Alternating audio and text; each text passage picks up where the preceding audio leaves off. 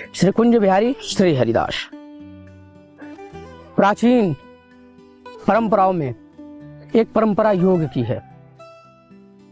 हम बड़े प्रेम से और आनंद के साथ ये शब्द कह रहे हैं कि योग शास्त्रों में छुपा हुआ था।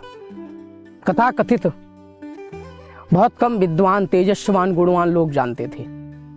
और योग और ध्यान वो परंपरा है जिससे आप परमेश्वर का साक्षात्कार कर सकते हैं। योग और ध्यान में डूबा हुआ प्राणी एकांतिक हो जाता है, उसी को साधक कहते हैं हम। जो योग और ध्यान में डूबा हुआ प्राणी एकांतिक हो गया और साधक बन गया, वही साधक धीरे धीरे चल करके भगवती को प्राप्त कर लेता है, परमेश्वर को प्राप्त कर लेता है, अपने इष्ट को प्राप्त कर लेता है। देखिए, ईश्वर एक है, उसका नाम अनेक है। तभी हम सब कहते हैं एक ही साधन सब सधई, सब साधई सब जाएं। लेकिन योग को पूरे विश्व में फैलाने वाले हम सब, रामदेव बाबा योग को फैलाए। फिर हमारे देश के जो राजा हैं आप सब जानते हैं,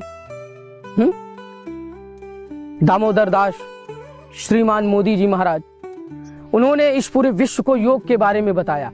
लोग योग जानते थे, लेकिन हमारे बाबा ने हमारे इस देश के जो परंपरागत इस समय छत्र के समान राज सिंहासन पर बैठे हुए हैं, इन्होंने ध्यान और योग पर इतनी अच्छी चर्चा की है कि आज सब जानते हैं कि योग क्या है।